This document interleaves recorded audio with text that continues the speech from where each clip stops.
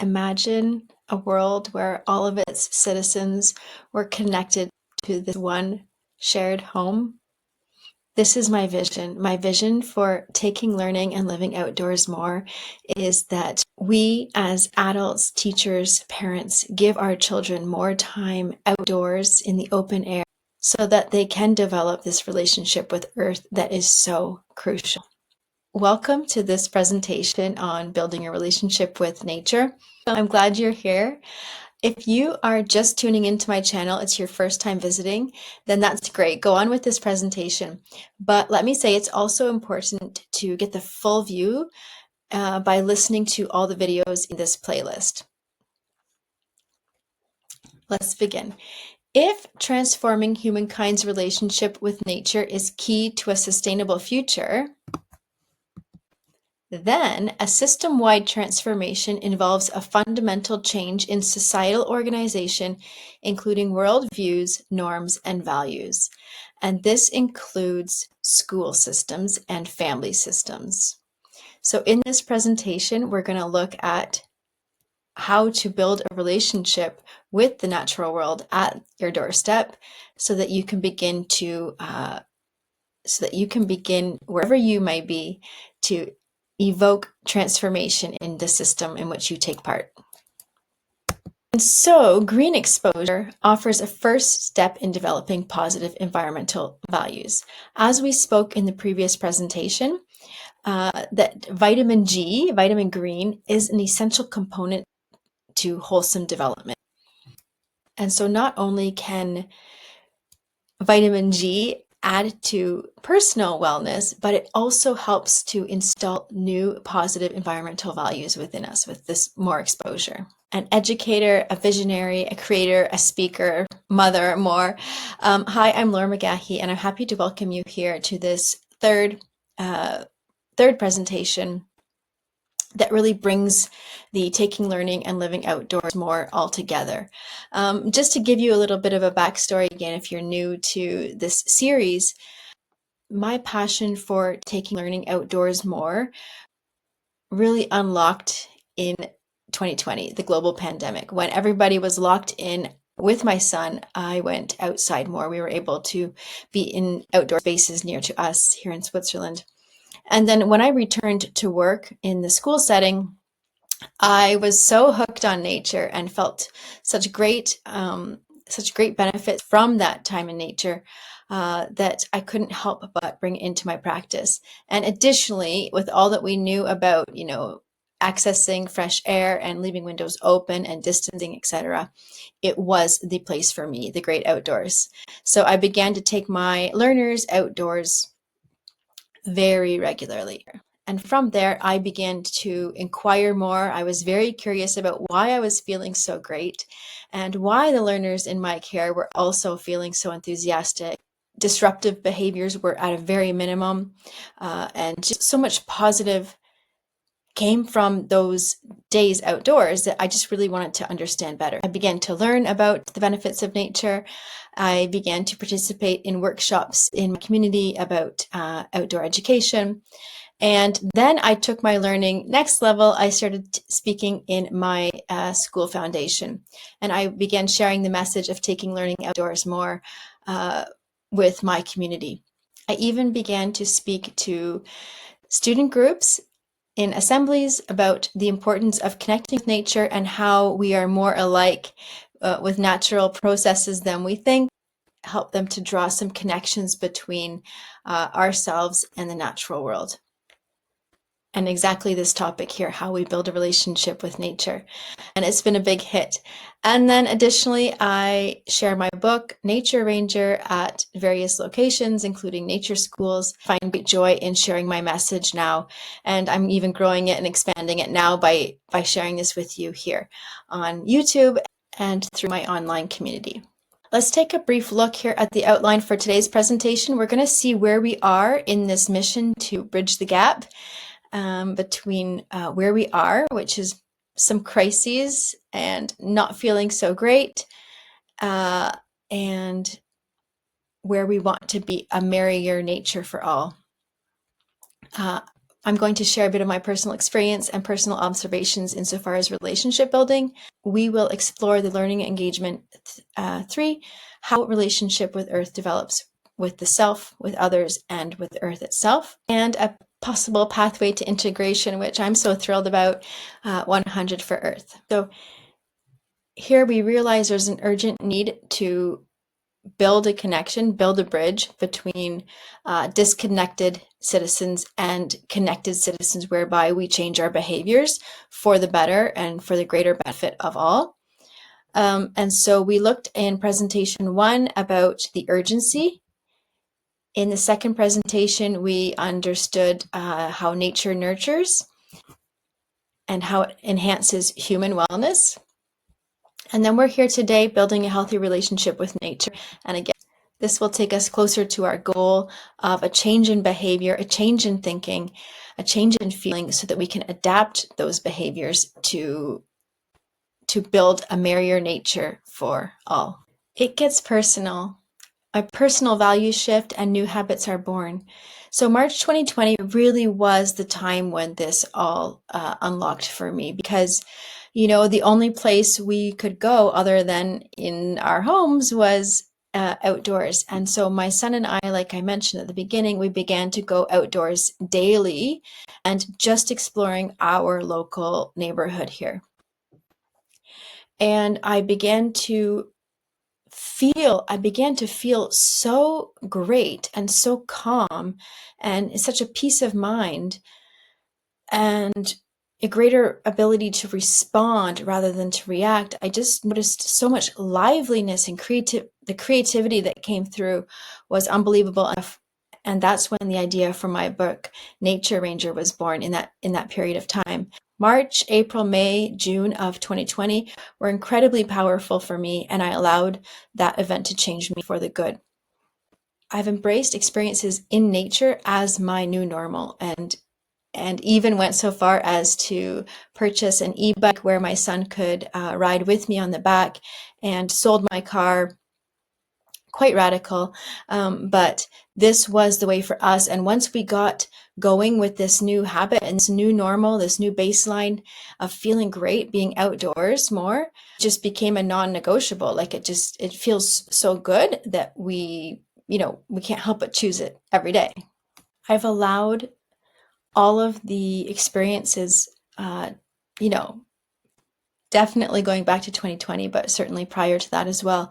But I allowed all my experiences to feed me and nourish me and allow them to instruct me on how to live better and more wholesome. So I like to think that I'm living the example. And what's not shown here is the multiple times I've taken my learners outdoors. And even now, as a supply teacher, whenever given the opportunity, I try my own material. So I'm using 100 for Earth with these new classes, and I'm trying to see if it could work. And so far, I'm successful. So I'm really excited to share my personal experience and my awarenesses to help bridge that gap, to help create merrier humans and a merrier nature. What do your habits say about you? And when we look at habits, we understand that these are patterns that we repeat very regularly, and they become our new normal. They become automatic. So sometimes habits can be imposed on us and we don't quite realize it. For example, like marketing messages that are just repeated to us, we will see them and they just kind of they're absorbed unconsciously. We can also choose habits intentionally. And this is what I'm aiming at with 100 for Earth, is to consciously and intentionally choose meaningful moments with your learners outdoors, such as to bring more calm, more reflection, more connection, and more peace. This slide here is just to bring your awareness to the fact that you have habits as a teacher or a parent, and that you can at any time begin to unpack them and untie them and replace them with habits that are more helpful with the vision that you have for your class, for your school, for your family. Let's explore how relationships are built. So in this crisis time, it's time to evaluate and reset our relationship with nature, says Antonio Guterres, the United Nations Secretary General. So it's important that we realize this is not a wish, this is a need, that we really need to rethink our habits in relationship to how we think about the natural world, how we think about nature. Additionally, as teachers and parents, it's time that we evaluate what we are valuing in how we spend the time with our children. This is a pressing need to restore balance to our one shared home. The beautiful thing is that with 100 for Earth, I can show you how to begin to be outdoors more in really gentle and accessible ways so that you can begin to reset your relationship with nature with your learners. Developing a relationship with the natural world must be cultivated, requiring consistent and sustained engagement. The distancing from the natural world has led to widespread environmental degradation and an ever-increasing alienation from nature. A fundamental shift in value sets is required to resolve environmental and social crises. We have distanced ourselves way too far from the natural world. The crises that are at the surface now are really asking us to reconnect, come back together, and put the wellness of Earth back to the center of our decision making. Spend more time in nature and you understand everything better, Einstein was quoted to have said. So as we realize the more time we can spend in nature, the more we realize the benefits for ourselves, the more we want to adapt our values, shift our habits so that they align with a gentler and more respectful way of being on Earth. In general, how do we build meaningful relationships? Oftentimes we choose it, whatever it might be, it's something that we want. We interact with it in meaningful ways. We have memories with it. We spend lots of time with it. It has special importance. So for example, a pet, you're choosing your pet. You interact with it often. You develop memories with it as you have these different experiences and you spend lots of time with it. So you're building a bond. It takes a special importance and a special place in your life. The goal with 100 for Earth is to build this same sort of meaningful relationship with the natural world at your doorstep or for the children at their doorstep so they can hold Earth a little bit more gently in their hands. With the repetition of 100 meaningful moments with the 100 for Earth initiative that I'm proposing, this builds that same sort of notion of connection. That care and concern is developed over time with each exposure. Stephen R. Keller says, early childhood is the time when we acquire an emotional response to the physical and social world. Our values are formed. I am approaching schools, first of all, because it's where my experience lies and my passion is. But it's also important that we recognize as adults leading children that we have them as teachers for a significant part of their waking hours. It's our duty to offer them the best experiences possible to build this positive emotional response to the natural world, because this is where we have them at a crucial period in time in their younger years where these values are being formed. So the more we can model the desired qualities and values that we're seeking to see from them and from now and even as future leaders, the better off we all are and the merrier nature will be. Relationships are best built through personalized primary experience versus so often in schools, depersonalized secondary experience. So depersonalized secondary experience is often prescribed learning opportunities for the children, whereas personalized primary experience is more open and the child themselves is directly involved in creating their learning. This is when the best connections are built because they are experiencing it for themselves directly versus learning through, depersonalized depersonalized experience could also be learning through another form, like you're doing here now, and it's mostly auditory and visual. Whereas personalized primary experience, being outdoors, for example, will encompass many of the senses all at one time.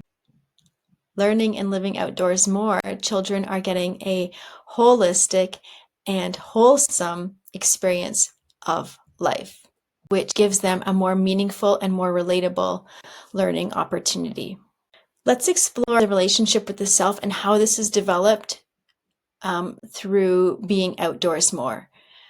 So the personal relationship is enhanced, and the qualities that are developed are self-awareness, self-confidence, self-discipline, cognitive abilities.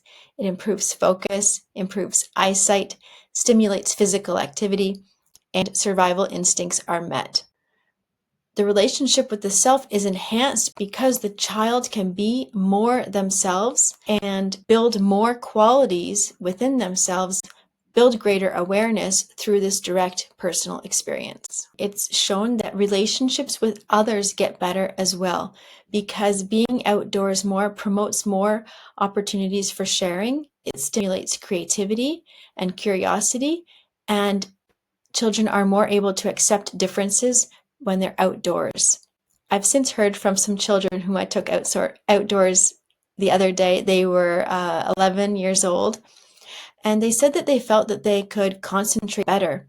And when we took the learning outdoors, it was a task they were going to do anyway in class, and it was something that I saw could be done outside easily. So I took the class outdoors, and the children said that they felt they could concentrate better and they did better work because they had space and to focus and concentrate.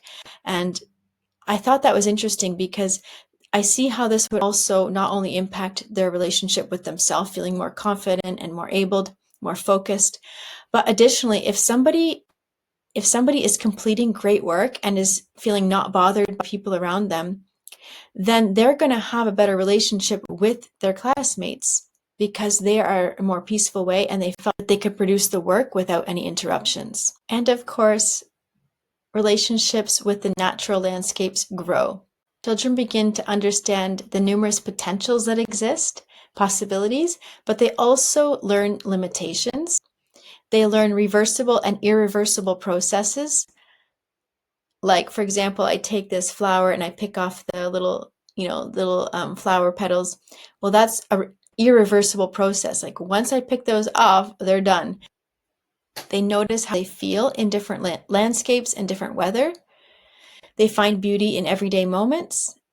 And again, this primary experience in all weather. The 100 for Earth initiative fosters a growing connection with the natural world.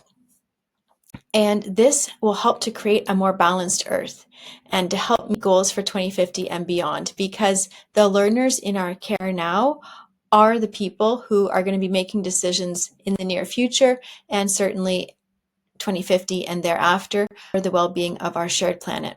The work begins now. We, as the adults again who are leading these children, need to offer the children in our care regular and meaningful experiences in natural settings where we are fostering the development of earth-friendly relationships today for a better tomorrow. So the onus is on us to offer them these opportunities of direct, personalized experience where they can realize the benefit for themselves and then want to take care of Earth. Let's speak for a moment about habit formation. Habits form through repetition and reward, creating automatic behaviors over time. The habit loop, which is a cue, a routine, and a reward, is crucial in establishing lasting habits. Small, consistent changes are effective for developing positive habits and transforming behavior. So again, what we're looking to do is to see a cue. So for example, a morning routine, if your bell was to ring at 8:10 at your school, for example, whatever might be your start time, and you want to create a new routine. So you're wanting to include one of the mindfulness practices outlined in 100 for Earth. Every morning at 8:10, you reignite that desire to include that routine in that day, to not neglect it, because you know the reward. You understand your why. Why are you wanting to help nurture this connection? And once you can realize the sort of intrinsic reward, you can also attach it to an extrinsic reward, which is, for example, checking one of your boxes off on the 100s chart. So being consistent and choosing these small changes in your daily routine as a teacher or a parent will help develop these positive habits and transform behavior over time for the good. Oftentimes, we need to break down before we break through. This slide here, as a teacher or parent or carer of children, is to get you to question your quest. What is it you are wanting to accomplish with your school, with your learners, with your own children? What is most important? And I assume if you're here that you understand and you want to include more time in nature with little ones in your care. 100 for Earth is a great first step to integration. I love because it really gives access to everyone to be part of the solution, to include 100 mindful moments in the open air over the course of a school year. And again, the 100 because we're 100% committed. We want 100% improvement for Earth. And the 100 mindful moments is to help install this as a new habit. We know that the repetition is important. So that's where the 100 comes in, is it's consistent over many weeks. Path to integration is asking you to invest time now for the future by consciously choosing and demonstrating earth-friendly thoughts, language, and actions. As a leader, you have a really important role, and it begins with you giving value to this and offering the children in your care more meaningful moments outdoors. I invite you to express your interest in this initiative via the link below. The 100 for Earth challenge is definitely aimed at creating Earth stewards, but we realized through the series of presentations that I've shared here on taking learning and living outdoors more, that more time in the open air can offer the children in your care many more opportunities to improve their wellness and counter the mental health crisis. Learning calming practices now will be great tools to have in their kit for now, of course, and definitely later as they grow in independence and maneuver their way through this really busy world. You're investing time now for the future by consciously choosing earth-friendly thoughts, language, and actions. You, as a leader of children, are being the example of the change you want to see by showing them that you value time in the open air. And the impact over the 100 moments and over many years will foster the growth of Earth stewards. So by showing these earth-friendly ways now and showing appreciation of the open air, this helps to create healthier tomorrows within the context of school and or family life. Help me bring this vision to life of 100 for Earth being in many schools. Join the great reset and realignment of values where nature comes first. This one shared home deserves our love and attention. And of course, the little ones in our care deserve the utmost best insofar as wellness and health practices, which includes more time in the open air. Thank you. Thank you. I appreciate you. And please, if you know of someone whom you think might be interested or might benefit from this information, then please share the playlist with them so that they can access this initiative as well. Again, in video 1 of 3 in this playlist, I talk about urgency in regards to the climate and mental health crises. And video 2 of 3, I explain how wellness is enhanced for both humans and Earth by connecting with the natural world more.